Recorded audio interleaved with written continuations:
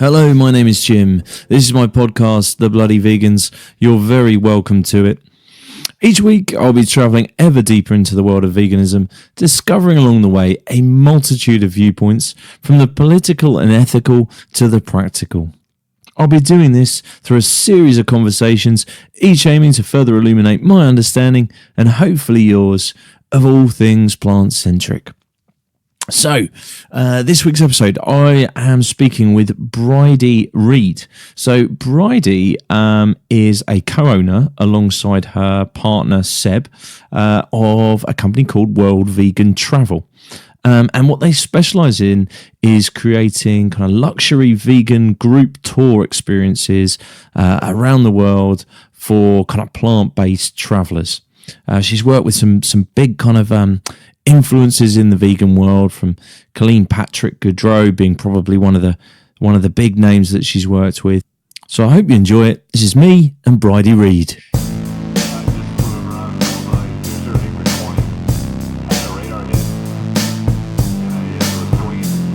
What kind of started you off on with the kind of passion for travel, Brighde? Sure. So I was always really interested in travel from when I was a young girl, because my mum had done some really adventurous travel in the 1960s, like into Russia and living off cigarettes and coffee and doing some really adventurous stuff. So not the cigarette and coffee part, but the exciting travel was really appealing. And then I moved to Australia from the UK when I was 18. And I moved to a small town. I sort of ended up in a small town, which was very nice, but I did kind of get cabin fever after a while. And I was very keen to go back to the UK, which was where I was born and raised. And I did a lot of travel around Europe during that time. I came back to Australia, and then I actually got a job with Intrepid Travel, which is a group tour company specializing in adventure tours.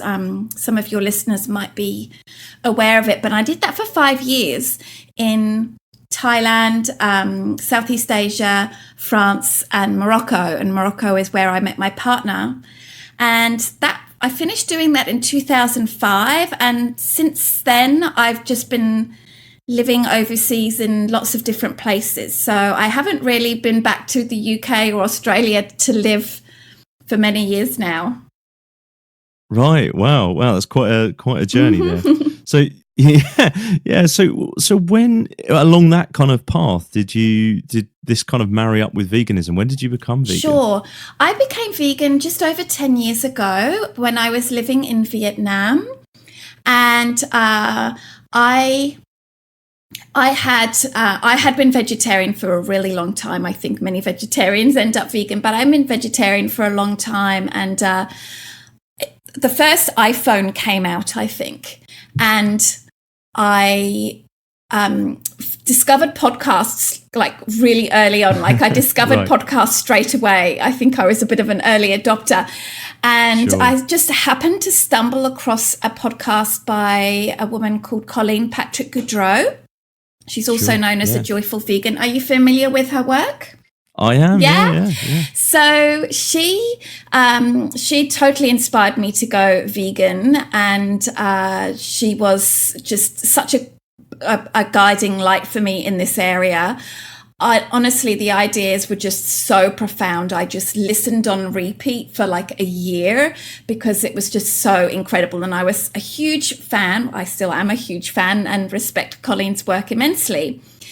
Anyway, I ended up like doing some sort of volunteer work for Colleen after a couple of years. And to cut a long story short, me and Seb, my partner and I, Seb, and Colleen and her husband, David, became really good friends, and we started traveling together and doing all of these wonderful trips together and having an absolute blast. And Seb, who has obviously a background in travel, like I said, we met in Morocco, and he works in also TV and video production as well for location services. So he said to Colleen, like, why don't we try and take some of your followers on a trip? and she very kindly agreed to give it a go. She happily trusted us with her brand, and she was able to get 22 people to come on the trip, and that was the start. Right. And so from there, you sort of thought that this is a potential kind of business, if you like. This is a way to kind of introduce vegans to travel. That's absolutely right. Yeah, there are already a few vegan travel companies out there doing group tours, which is absolutely amazing. But I think ours is a little bit different. I mean, they all have their own audience, I guess, but ours is sort of more luxurious, more sort of spoiling our travelers, staying in very nice hotels, and everything being included. So ours are a little bit different to others, I think. But yeah, we've been to Thailand, Vietnam, Rwanda, France a couple of times, and we have trips coming up next year to Botswana. Wow, so quite a diverse mix there. Yes. Yeah, so just talk me through how it works. So, like, do you have kind of like hotels and venues, etc., that you know to be fully vegan, or do you kind of work with those venues to kind of adopt their offering to your customers? The latter, definitely the latter. There is definitely a rise in vegan hotels, which is so interesting to follow. But, we're certainly not at a place yet where there is a vegan hotel in every tourist visited area. I'm sure that will change. Absolutely. And a lot of the vegan hotels that are out there, and of course there's nothing wrong with this, but they can be sort of maybe super health focused, detox, raw food, possibly those kinds of things, which is fine, but that's not really what we're about. So usually what happens is we'll find a hotel that we think fits our needs in terms of the size and the quality. And then we usually go to the hotel. Well, we'll ask the question first, are you interested in, doing something like this? And this is the kind of work that will be involved. And then we've never had a hotel that has said no to that, interestingly. They've always been really keen to take this challenge on board.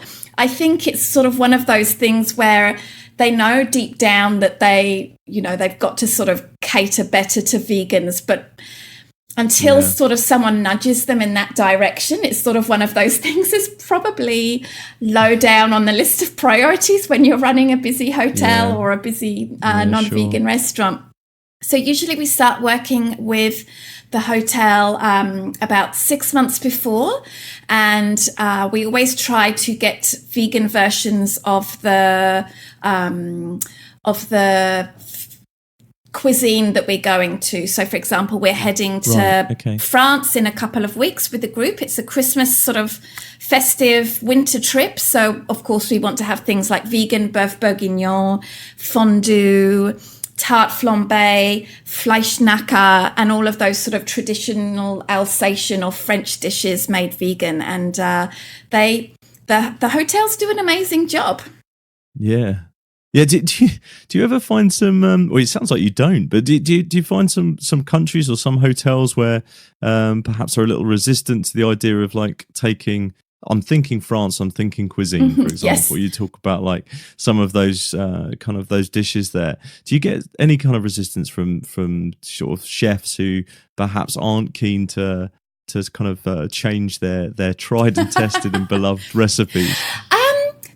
They say to us, I don't know whether they're groaning in the background, but you have quite a lot of buying power when you are a group that isn't going to compromise on this. There's no way we're going to say, oh, well, if the chef wants us to have meat, then we're going to have meat. So if they want our business, then that's what they have to do. So we try to sort of make the process as, friendly and easy for them as possible. Traditional French chefs, for example, they're trained in a particular way. So, they need to know where they can buy the vegan cheeses. They need to know how to replace eggs. And that's one of my jobs in this whole project. Okay. And it's very, very rewarding because we have this fantastic hotel in Alsace, just about an hour south of Strasbourg, that we'll be going back to. And, you know, they tell us that it's a really interesting experience. They can't believe just how good the food is. They say that the cheese fondue tastes the same as a non-vegan cheese fondue. And, you know, they rise to the challenge. That's been my observation. Yeah, I can imagine for lots of chefs, they see it like that way. Yes. They see it in that positive way. It's a great challenge for them. Do you, you know, you mentioned there, like you sounds like you've had to develop almost relationships with various suppliers as well. So you had to go kind of one step further than perhaps a traveller would normally see in order to kind of suggest suppliers to those hotels. How did you sort of come about doing that? Yeah. So yes, absolutely. An example would be, in Rwanda. We just did 2 trips in Rwanda, and you know, vegan products are really in their infancy still in Rwanda. But I happened to find this wonderful woman who's really just starting out, and she is making soy milks and almond milks and seitan and tofu and all of these kinds of products. So it was really nice to connect those suppliers with the hotels and restaurants. And, you know, I hope she's still continuing to get some business from them as well. And I usually go on to Facebook groups in the country, for example, vegans in Paris, or, you know, lots, and ask them where you can buy certain products, or, you know, I just seem to sort of absorb all of these these places, some through osmosis. I think I just seem to know where to go for these products. And vegan grocery stores in a lot of countries are on the up and up, and they do mail delivery and online ordering, so it's much easier. Yeah, I can imagine it's getting easier. Sort of like, and with that, do you find that I guess you have, but your demand has kind of grown sort of exponentially? Is it kind of like year on year? You feel like it's kind of as it's kind of becoming more in the public consciousness. Do you feel like you're getting more kind of interest in what it is that you do? Sure. I think so. So one of the things that we do is that we work with vegan influencers. So Colleen is one of those people that I mentioned before. We've done most of our trips with her. So she's the person that sort of markets the trip, because she has a much bigger following than us. And people know her and trust her. And of course, that's super important when you're handing over a lot of money, of course, and your precious holiday time. So, and another person that we've worked with is JL Fields, and we're also going to be working with Ray Cornice and Juliana Hever next year. But we do also want to sort of develop our own trips as well that might not necessarily have the vegan celebrities attached to them. And I think, you know, the more trips we have, I think the more people like our trips, and they're happy to travel with us again. So that repeat custom is really fantastic. We've got someone that's just booked their 4th trip with us over the period of a couple of years. So I think so. I mean, as vegan becomes more mainstream, there's going to be more and more people with a bit of disposable income that are prepared to pay a little bit more for their holidays. So hopefully we'll continue to grow. Yeah, and it goes beyond food and hotels, right? So the activities, I take it, there's some element of kind of like veganism that kind of is blended into those activities. Am I right? Sure thing. So obviously, most vegans are really into animals in terms of animal protection. So that might be, we might go and visit sanctuaries, for example. In Alsace, we're going to be visiting 2 sanctuaries, a bear and wolf sanctuary for roadside zoos and former circus bears. That's in the Black Forest, so we'll be going there. And there's also a very small, beautiful farm sanctuary that's run by a French, obviously, former slaughterhouse kill floor inspector. So he obviously was very traumatized by that, and he decided to help animals, and it's been very, very healing for him. So of course those stories are incredibly inspiring. We also like to go and just see animals in the wild, whether it's gorillas and rhinos in Rwanda, for example. But we also like to sort of connect with people that are doing incredible work in animal protection. So we might invite a gorilla doctor for lunch, or an organization that's doing really interesting things, to come and talk to the group, or to just have as a travel buddy, a dinner buddy. It's really nice. So we try to include activities that are what we think vegans would like to do, and of course with the general sort of sightseeing and all of that kind of thing. Yeah, no, that sounds kind of fascinating. Quite holistic kind of trips in a way. Like you cover all sorts of stuff. Yes, yeah. So, in terms of like where your kind of travelers kind of come from, is it kind of global? Do you tend to find that there's pockets of kind of interest in certain countries? How does that work? Yes, so the majority of our travelers are usually from the United States. I think that's partly because JL Field's audience and Colleen Patrick Joe's audience, most of their audience is from the United States. And of course, it's such a massive population. So it's always going to be the biggest amount of vegans out of the world, I guess. But we do have we have had some Brits, we have had Canadians, and we have had some Australians too. Well, so yeah, quite a diverse mix. Like you say, makes sense, I suppose, just from law of averages and kind of like where the US would provide the bulk of those. Again, do you see that kind of like growing? Have you seen that kind of a change over time, or do you think that will come with various kind of influences and so on, and as the message kind of spreads? Do you mean like in terms of where our travelers are from? Yeah. I think so. I really would love to see lots of travelers coming from all different parts of the world. I guess it depends on our trips, whether they are a good fit for them in terms of the price. And another thing I should say about Americans as well is that they're very keen to do group tours from what I can tell, because they don't get a lot of annual leave each year, so they're really sort of limited in the amount of time that they can spend on a holiday. So they really like to do group tours.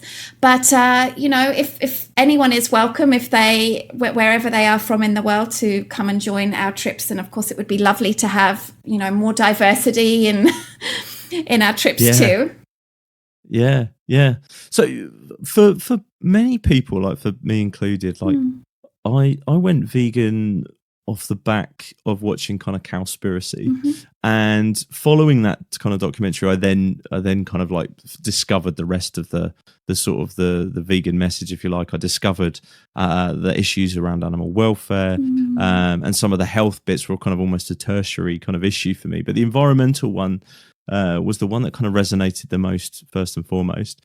And how kind of like central is that to the idea of the business, kind of the environmental message?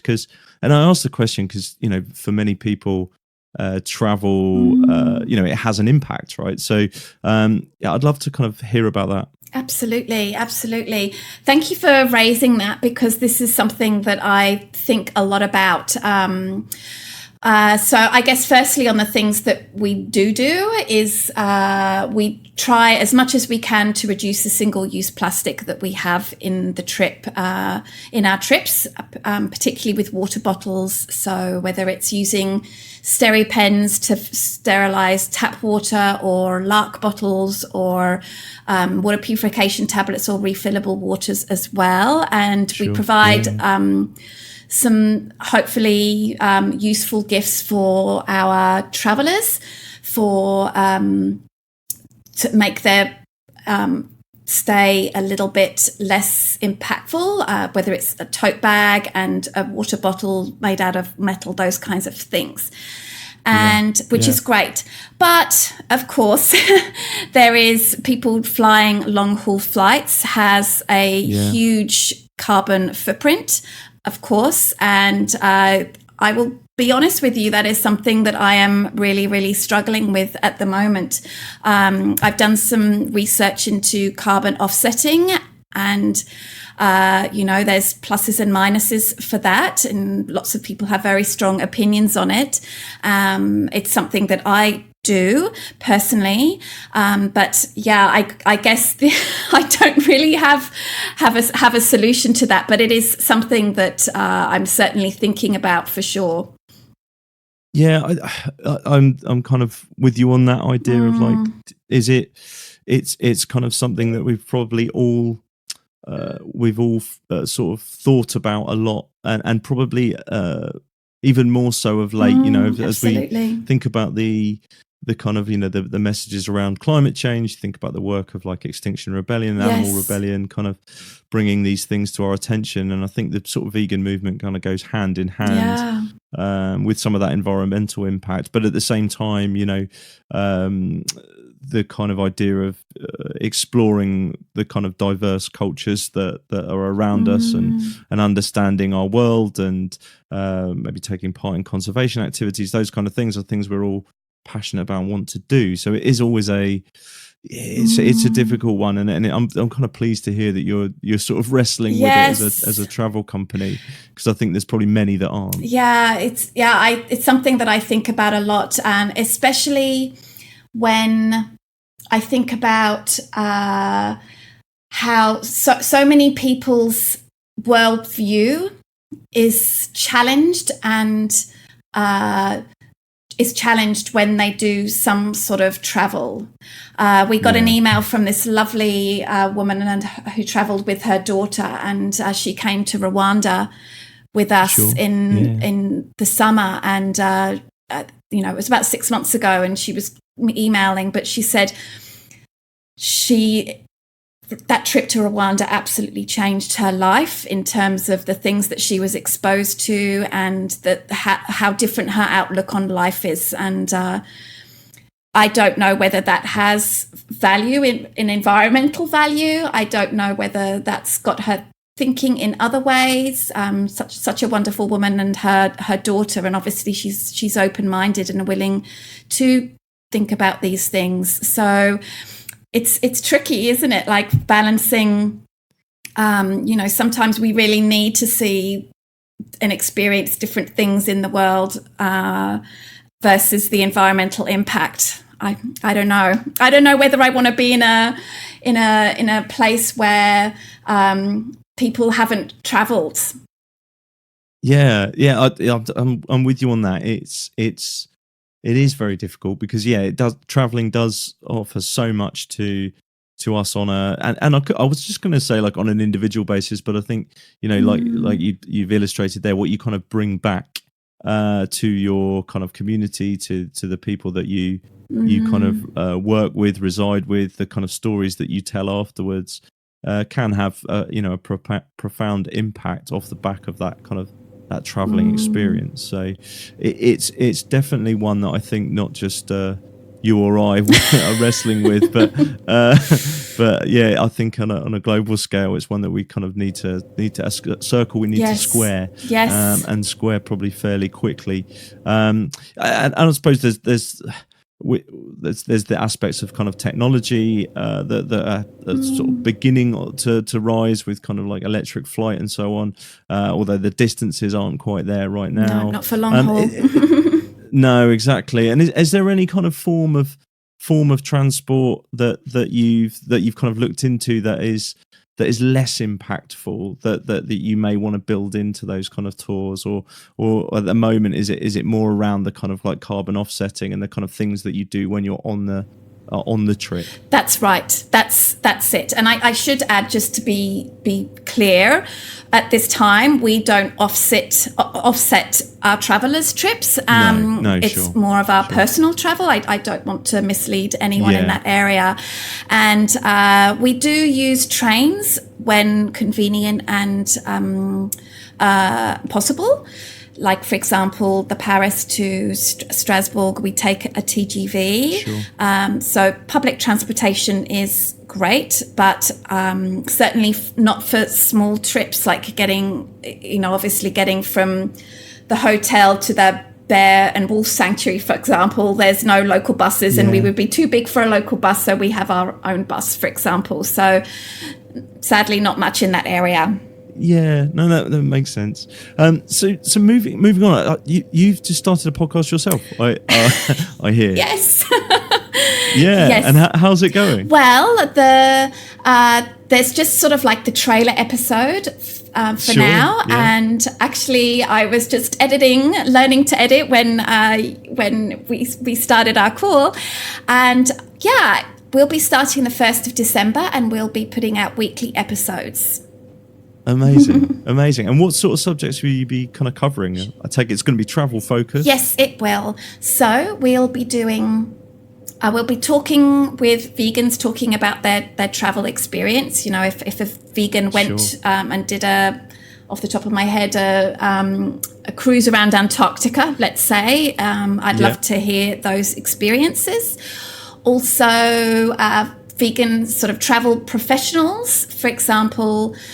On, I think, episode 6 or 5, I think, there will be the Alternative Travellers, which are vegan travel bloggers, and they're going to be talking about how you can use pet sitting as a means to do a long-term travel. Also, talking with people who are doing great things in animal protection in places that you might visit. So, for example, it would be lovely to do a podcast with the Bear and Wolf Sanctuary, so that they could share a little bit about that, because, for example, not many people know about that sanctuary. Why would they? It's in the middle of the Black Forest in Germany, so that people could maybe check it out when they're in that part of the world. That sounds fascinating. Definitely worth a listen. I'd love to hear about about some of the work about those kind of places, because that sanctuary's news to me. So I'll definitely be listening into that. I'm intrigued by that episode that you mentioned. They're talking about traveling using like through pet sitting.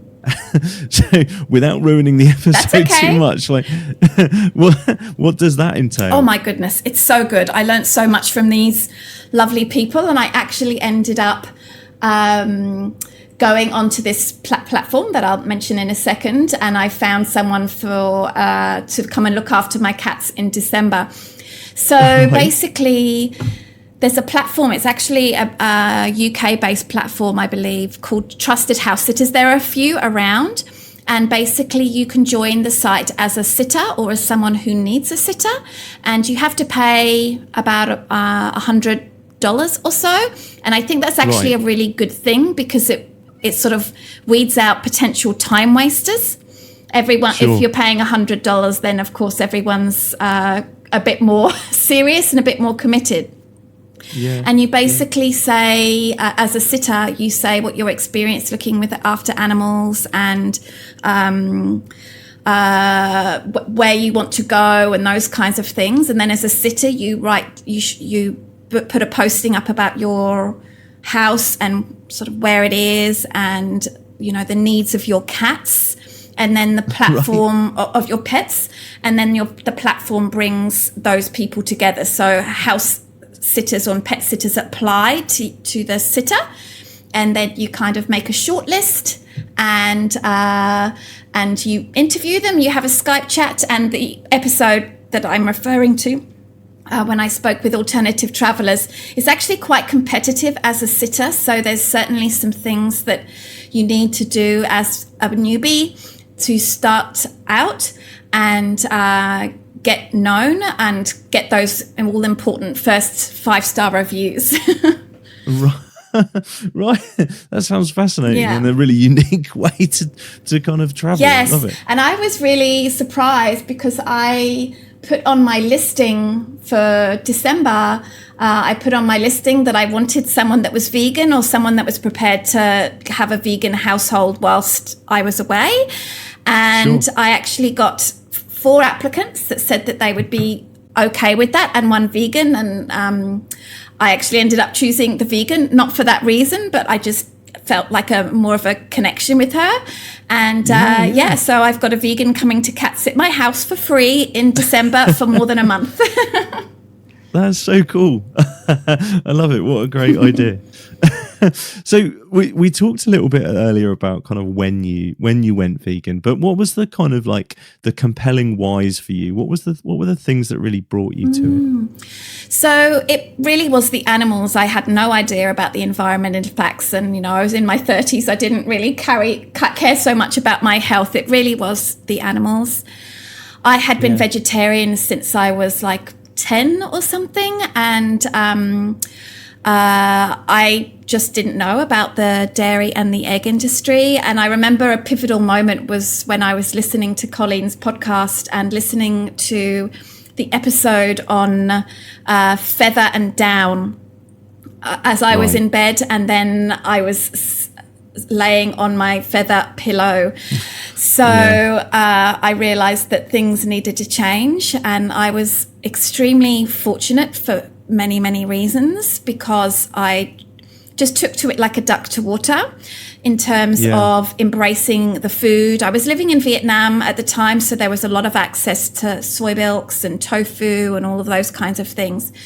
And I just really loved the food. I couldn't believe how delicious it was. I was extremely fortunate. I know this doesn't happen for many people, but my partner became vegan 6 months later, so that makes it easier. Sure. And of course, I had the time and the money to invest in ingredients and all of those kinds of things. So it worked out very nicely for me. Yeah, so he went 6 months later as well. So that's great news. Was it your influence that did it? I take it was. Partly. So Seb is quite fussy with his food, to be honest, and he really quite liked the food. So, of course I embraced vegan baking, and he really liked all of the food that I was making, which was unusual. It was funny. I didn't even realize he'd been vegan for 3 weeks until he told me. And he at the start of him going vegan, he actually did a trekking trip where he did, I think it was 12 days walking around Mont Blanc. There's a walking trail around Mont Blanc, staying in like these cabins. He said that was pretty hard. Yeah, well, my perception, and it's very naive of France. Probably until I spoke to Celine actually recently in a recent episode, who's a patissiere, was that perhaps French culture wasn't quite as kind of far along the vegan journey as as perhaps some other countries. But I'm kind of again surprised when you talking about like the kind of hotels being really receptive and so on. But yeah, the experience that you mentioned that Seb had is probably more along the lines of where I'd expected. Yes, and this was 10 years ago now. To be. Right. Yeah, but France is really, really changing. Like in all of the cities have lots of vegan restaurants, and even non-vegan restaurants are just starting to put some vegan options on their menu in places like Paris. So it's getting better. Well, and it sounds like you're playing your part in that by raising the kind of awareness. But I imagine every time you have a conversation with a supplier or a hotel about what it is that you're doing and who you're catering for, I'd imagine that it sort of is one kind of note registered for them of like, maybe this is something we should provide. Yes, definitely. It's going to take a long time because we don't use that many hotels, but certainly the hotels are super receptive, and I know they talk amongst each other themselves. And for example, the hotel that we worked with in December, that head chef has left, and he's probably gone to another hotel and restaurant, and he's taking all of those skills and knowledge with him. So maybe very slowly it will happen, but there's so much stuff happening in France anyway with that World Vegan Travel. So what are your kind of favorite destinations to visit kind of from a vegan perspective? So I guess, oh gosh, there's so many places. I really like the challenge of going to places and just seeing what unfolds, to be honest. Right. A really interesting place that I went to a couple of years ago, was to Bhutan. Sure. And not so many people go there for a few reasons. It's quite expensive. The government really regulates it in a really, really good way. Okay. Yeah. And it's really interesting going to Buddhist countries and talking about veganism with the people there. So I really always enjoy talking about veganism when I think it's going to be taken well, and having conversations with the Buddhist monks and nuns about why veganism is about compassion and what it is. It's always really nice to have those conversations with people, and find vegan food as well. Sometimes they'll have to cook special things, but they're always very keen to do that in places like Bhutan. Where I currently am in Thailand is just just absolutely wonderful for vegan food. It's simply brilliant. Oh gosh. Everywhere is really good, and no matter where you're going, I think you can usually find some fun things to do with veganism to get involved with if that's what you want to do. Whether it's maybe joining a vegan meetup that might have events happening in your area, whether there's some sort of activism that you might like to be a part of, or just going to some really fantastic restaurants or visiting vegan hotels. Yeah. Well, those are, I think, some great kind of top tips, if you like, for kind of vegan travelers. That idea of joining a meetup or getting involved in some activism. I think those are great ways to kind of find out what the local community has to offer. And volunteering, I should add that to that as well. Volunteering, visiting the sanctuaries, etc. You're going to come across, I'd imagine, many kind of like-minded folk and many options as a result. Yes. Excellent. Cool. So what's kind of next for World Vegan Travel? Like where's it going? What are you up to over the next kind of 6 months, year or so? Yes. So we have got a few trips coming up. I've already mentioned Paris and Alsace, and then we don't have anything until June. And in June, We'll be going back to France, to the Dordogne, which is the southwest of France.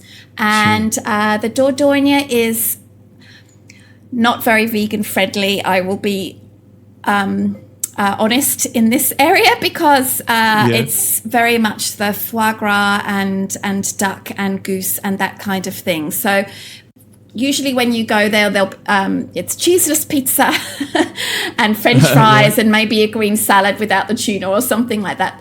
Generally speaking, there are a couple of great restaurants in the area. So I think that might be my biggest challenge to veganize those hotels.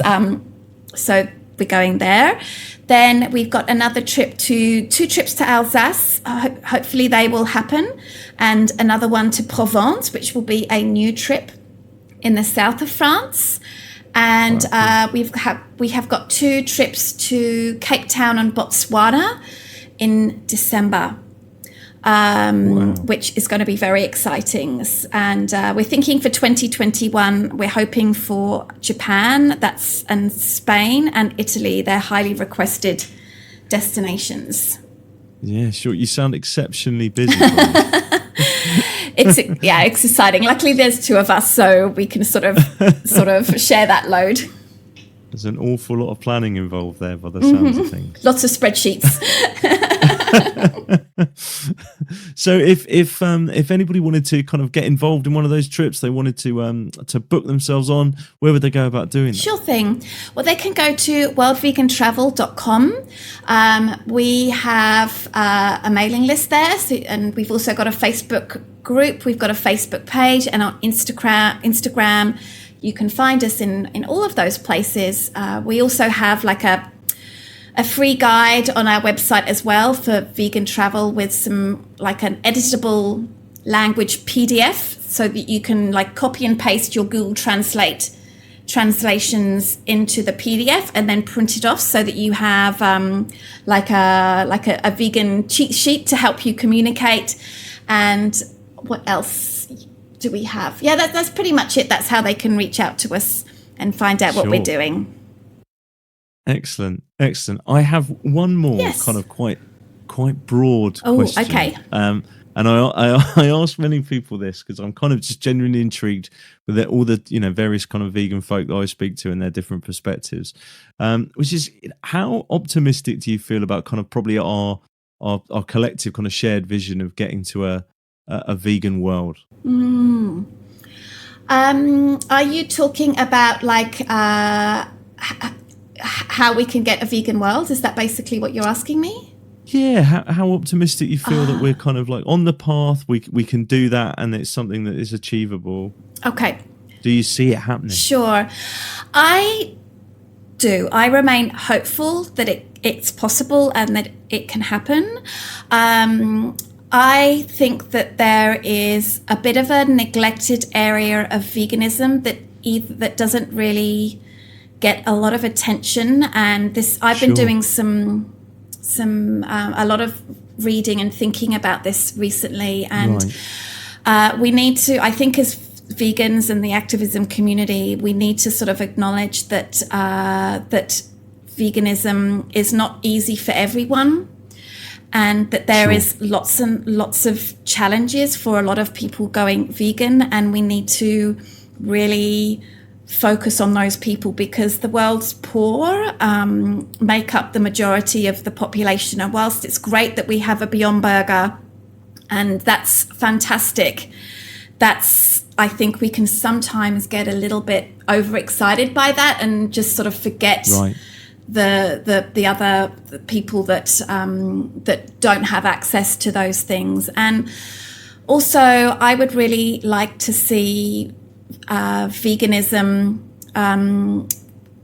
the approach by vegans to be a little bit more pro-intersectional, and an understanding of how all oppression is interconnected, and that we really need to acknowledge all of those things and open up our hearts and minds to ideas of, racism, sexism, colonization, and all of these things, if we are to really get to make this world a better place, not just for animals, but for humans too.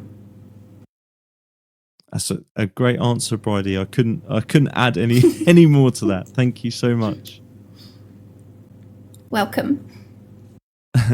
Excellent. So that wraps us up for today. But thank you so much for your time. Appreciate it. You sound incredibly busy, and so to have given us as much time as you have, I'm truly grateful. So thank you so much, Brighde. Thank you so much for having me, Jim. It was a pleasure to be here. And we'll listen out for your podcast. Thank you.